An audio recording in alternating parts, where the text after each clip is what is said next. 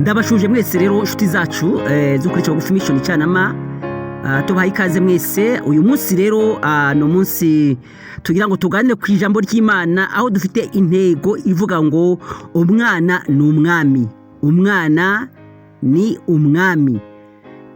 Ndazi neza yuko rero iri jambo si ubwa mbere waba uryumvise, ariko none birashoboka ko ari ubwa mbere uryumvise muri uyu mwanya cyangwa se hano muri Bugufi Mission. Ariko ndagira ngo muze kubana natwe nkuko twagiye tubibabwira yuko hari byagaragaye kubijyanye n'abana batoya, aba bana bacu tuvyara Imana iduha. Hari cyagaragaye cyuko hari abadayimoni bagenda babakoraho, kandi iyo babakozeho aba bana ntabwo bumva, aba bana ntabwo bagenda neza, baba ibigaba hagati muri societe. Ugasanga umuvyeyi afite umwana, igihe cyose uwo mwana yakubereye agahoma munwa, igihe cyose urashakisha uko wamukebura bikanga, kandi ugahora umugira inama, ukabona inama zitamufata ku mutima cyangwa se zimugume mu mutwe, aho ugasanga hirya no hino ni wowe biyama cyangwa se ukabona adahagaze nkuko wowe ubishaka. Ariko nanone umenye neza yuko uyu mwana ari umwami, ariyo mpamvu twifuza yuko muri uyu mwanya uza kubana natwe, ugakomezanya natwe. Ndabashuje rero mwese aho muri hirya no hino, kandi mbifuriza ibihe byiza, kandi babwira ngo Yesu Kristo ashimwe. Iyi ngiyi rero ni Bugufi Mission Cyanama. Njye rero mugiye kubana muri iri jambo ry'Imana kubijyanye n'iyi ntego cyangwa se n'igiteme ivuga ngo umwana ni umwami. Ni Pastor Christophe uwabakurikiza, mbaha ikaze mwese. Ndagira ngo rero muri uyu mwanya, mbere yuko mbagezaho ibyagaragaye nuko abadayimoni bari kujya bafata abana bakabahindura ibigaba cyangwa se bakabahindura ibikoryi, rimwe na rimwe ugasanga umwana yari umuhanga mu ishuri, ugasanga umwana wamusigaga nko ku rugo ukabona arusigayeho neza, ariko ugasanga uko agenda akura ni nako agenda asubira inyuma, cyangwa se ugasanga asigaye afite imico itari myiza. Ndagira ngo rero mbere yuko tubyinjiramo tubanza tugane ku ijambo ry'Imana. Ijambo ry'Imana riboneka muri Matayo igice cyaho cya 21, Matayo igice cyaho cya 21, hanyuma turahera ku murongo waho wa 15 tugeze ku murongo waho wa 16. Ariko abatambyi bakuru n'abanditsi babonye ibitangaza akoze n'abana bavugiye mu rusengero amajwi arenga bati Hozana mwene Dawidi, bararakara. Baramubaza bati aho urumva ibyo aba bavuga? Yesu arabasubiza ati ntimwari mwasoma ngo mu kanwa k'abana bato n'abonka wabonyemo ishimwe ritagira inenge? Mwakire neza ijambo ry'Imana. Iri ni ijambo Yesu yavuze ubwo yaramaze kwinjira mu rusengero. Urwo rusengero rumwe, rwa rusengero rwarimo abantu bagurishaga cyangwa se barimo bacururiza muri urwo rusengero. Hanyuma muri urwo rusengero bakoraga ibintu bitari byiza, bakahacururiza, ndetse ugasanga bahakorera ibintu by'ubumamyi bwinshi cyane. Ariko noneho Yesu aza kubasangamo. Abagezemo ntabwo aba bantu bagize umunezero, kubera ko Yesu afata ibintu byose barimo bacuruza cyangwa se baguraga, arabisandaza, inuma ziraguruka n'ibintu byose barimo bacuruza aho ngaho muri iyo shengero cyangwa se muri iyo sengero. Bahita ko babura uko babigenza, baramaramara bite ku bintu byabo Yesu yaramaze kubisandaza. Hanyuma noneho bagira umujinya, bibaza ibyo bintu byose abakoreye, cyane ko yababwiraga ati kubera iki inzu yanjye mwayigize inzu yo gukoramo ibintu by'ubwambuzi, mukahenda abantu, mukabiba, mukabanyaga, mukabasahura mukoresheje inzu yanjye. Nicyo cyari cyo Yesu yarababwiye, kugira ngo bahinduke kandi bamenye ko inzu y'Imana ikomeye. Ariko hari inzu wowe ufite aka kanya, inzu y'umutima wawe ukeneye kurinda, kugira ngo hatabonekamo ibiza kuyigurirwamo bitari ibyo Imana yaguhamagariyemo. Imana ishimwe cyane. hanyuma rero agikora ibitangaza bimeze nk'ibyo haje kugeraho haza n'abantu b'impumyi n'ibirema bamusanga muri urwo rusengero yari amaze kwirukanamo abo bantu, hanyuma arabakiza, hanyuma bagirwa neza n'Imana. Hanyuma yaho rero nibwo haje abantu b'abanditsi kandi bitaga incabwenge b'abanyabwenge, hanyuma baravuga bati kubera iki abana barimo bavugira mu rusengero, kuko bari abana bari bafite amajwi meza ariko avuga ibijyanye n'ishimwe ry'Imana, bati Hoziyana mwene Dawidi. Mwene magambo aba bana baravugishijwe cyangwa se aba bana barahanuye bavuga ishimwe ry'Imana. Hanyuma noneho ni nako cyatumye aba banditsi bagira umujinya ndetse n'aba batambyi bavuga ko bari abantu basobanukiwe iby'Imana, ariko noneho muri uyu mwanya nubwo bari bazi iby'Imana ntabwo bari bazi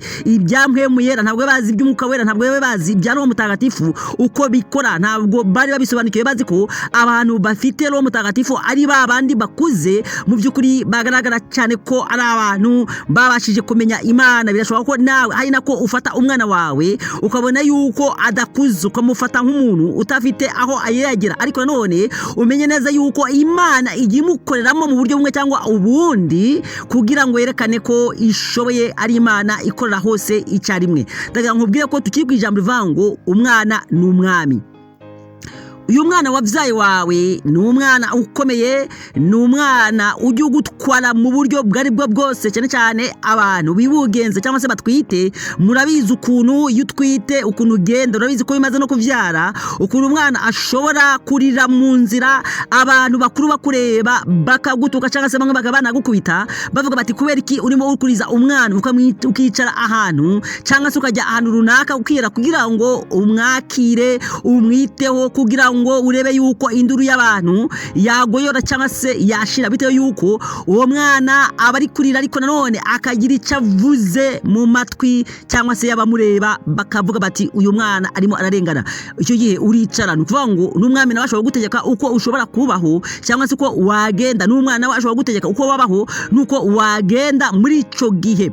Ndagira ngo rero nanone unamenye neza yuko uyu mwana harimo abasenze imyaka myinshi batigeze bagira umugisha wo kubona umwana, ariko wowe uramubonye, niyo mpamvu ukwiriye kumwitaho. Yesu rero nawe avuga ko aba bana cyangwa se avuga ko aba bana batoya bavuze mu by'ukuri nta cyaha bakoze, bitewe yuko mu kanwa kabo habonetsemo ijambo rizima, ijambo ryo kugaragaza ko Imana ishoboye byose. Birashoboka ko ari abantu bakuru benshi namwe murabazi mu mihane wanyu cyangwa se aho mutuye, ugasanga uwo muntu mu by'ukuri amaze imyaka myinshi atavuga Imana, ariko abana batoya ugasanga bavuga ati Imana ni nziza, Imana ishoboye byose, kandi mu by'ukuri akabivuga atari uko we yayigishijwe cyane, ariko muri we afite mpwemu yera, afite Roho Mutagatifu, afite Holy Spirit ikora muri we, bituma abasha kwatura muri we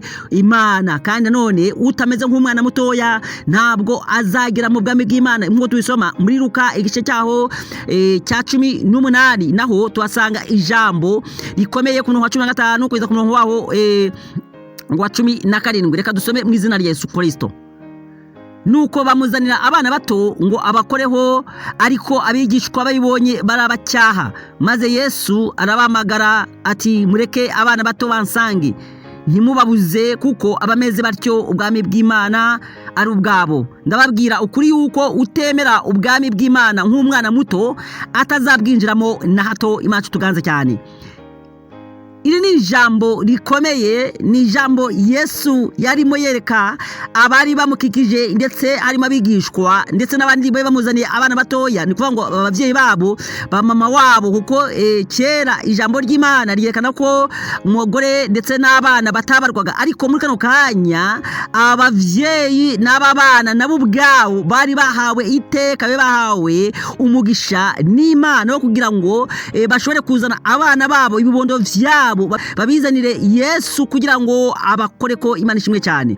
Hanyuma aba bana babazanye ntabwo abigishwa cyangwa se abari hafi ya Yesu bishimiye kubaha agaciro, ntabwo babarekuriye kugira umwanya wo kwegera Yesu. Birashoboka yuko abana twabyaye hari umwanya tujya twirinda kubaha, nyamara mu by'ukuri ari umwanya w'agaciro ku buzima bwabo ndetse n'imiryango bavukamo. Ariko Yesu abibonye aravuga ati nimureke aba bana batoya nabo bagira agaciro baze banyegere. Yesu arabahamagaza abana barabazana, Yesu ngo arakora ko, ariko nanone arongera avango ndababwira ukuri yuko utemera ubwami bw'Imana nk'umwana mutoya atazabwinjiramo na hato. Bishatse kuvuga ngo aba bana nibo basobanukiwe by'ukuri ibijyanye n'ubwami bw'Imana, kuko umubwiye ngo Imana ni nziza ayifata gutyo nyine, akava ko Imana ari nziza. Yumubwiye ngo Imana irashoboye nawe yifata ko Imana ishoboye, kandi abivuga muri we ataryarya, nta kindi kintu kindi ishingikirije, kabone nubwo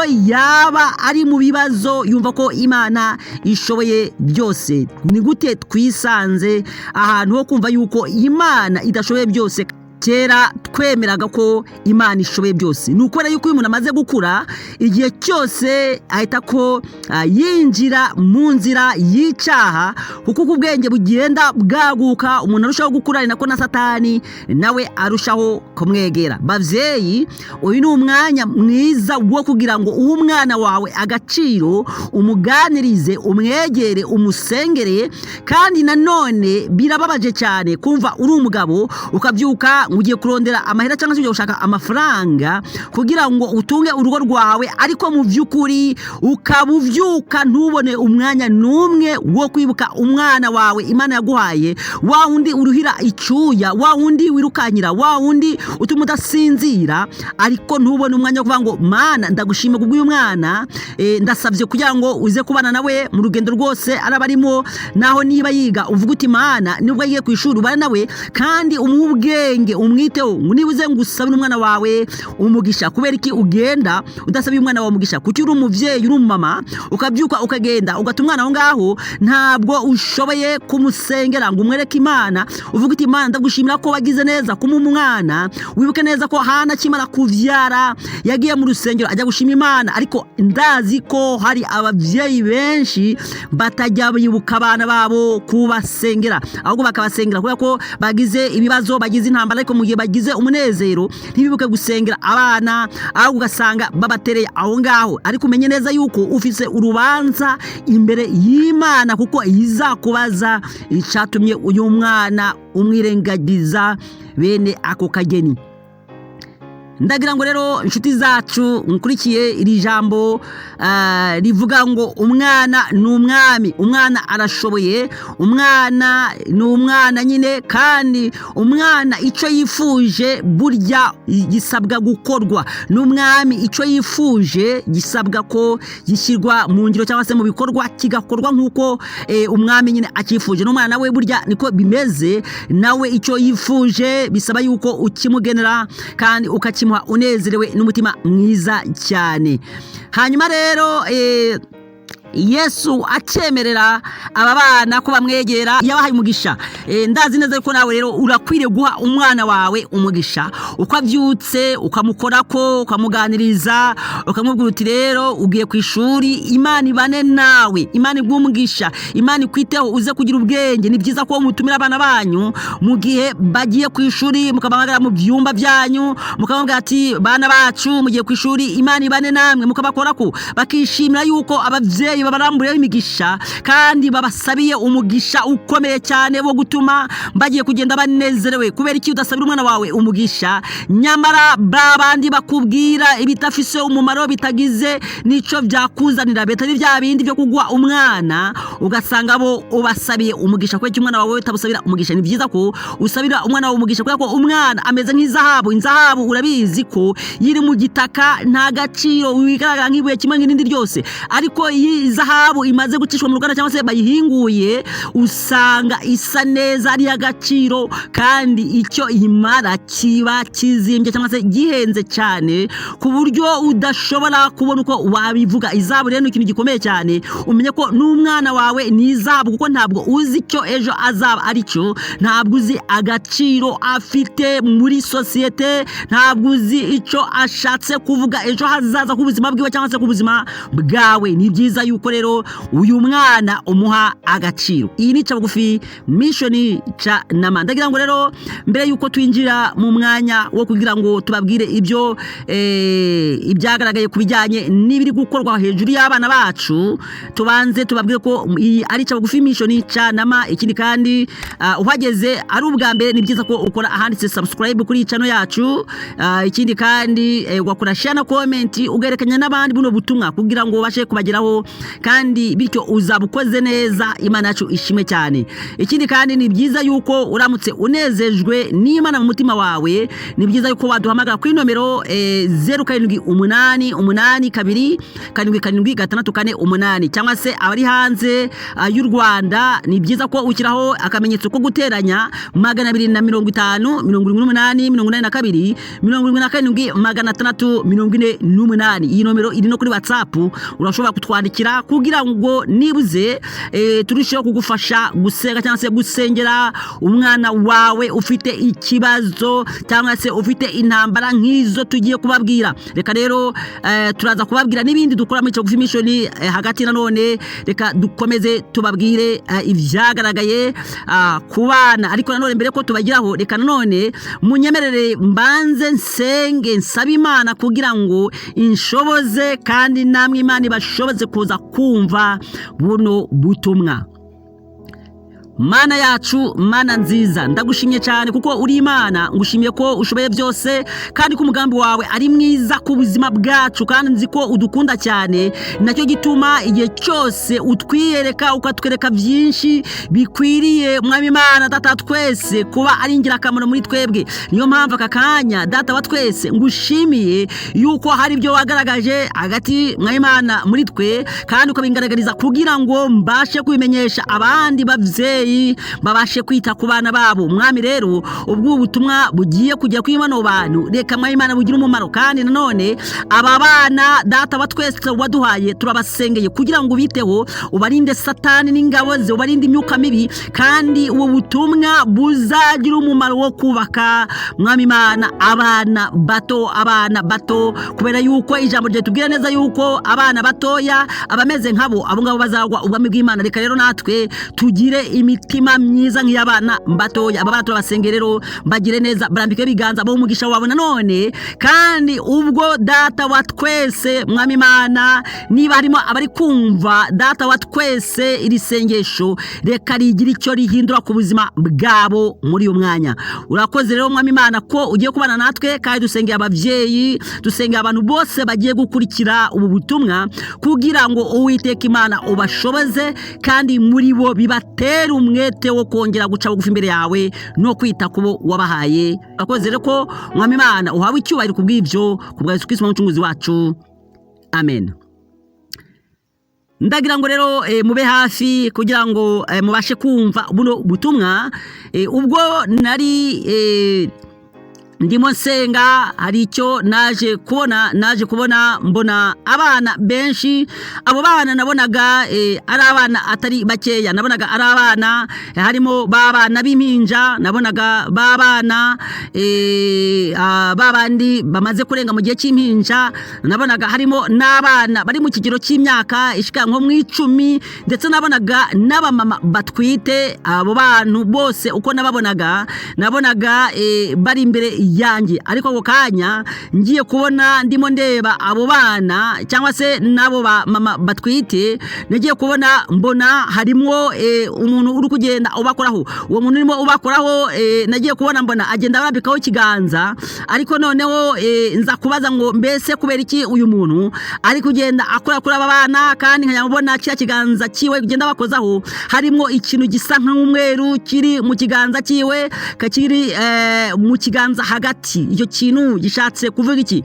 Hanyuma numva ijwi rimbwira yuko icyo kiganza cy'uwo muntu ugenda ubakoraho muri icyo kintu cy'umweru kigaragaramo ari igi. Hanyuma noneho ndibaza ngo kubera iki irigi ari kugenda arikoza hejuru y'abana ku mutwe wabo. Hanyuma ngiye kubona mbona n'ubundi akomeje kugenda akora no kuba mama batwite, agakora ahagana munsi y'inkoratima, ni kuvuga ngo ni munsi y'amabere, agakora kunda y'abavyeyi n'ubwo buryo. Hanyuma noneho nza numva ijwi rivuga ngo iririya gi uriya muntu afite riri ni igi ry'ihuri, ni kuvuga ngo igi ry'ihuri ni ryagi rimwe cyangwa se kugira ngo bibashe kumvikana. Murazi neza yuko inkoko yamaze gutera amagi cyangwa se imaze guta amagi, habaho igihe cyo kuzagira igihe cyo kugira ngo izararire. Yimaze kurarira igira igihe cyo kumena ya magi hakavamo imishwi cyangwa se udukoko dutoya, ariko hari n'amagi ya nkoko idashobora kumena. Ayo magi inkoko idashobora kumena niyo yitwa amahuri cyangwa se ihuri.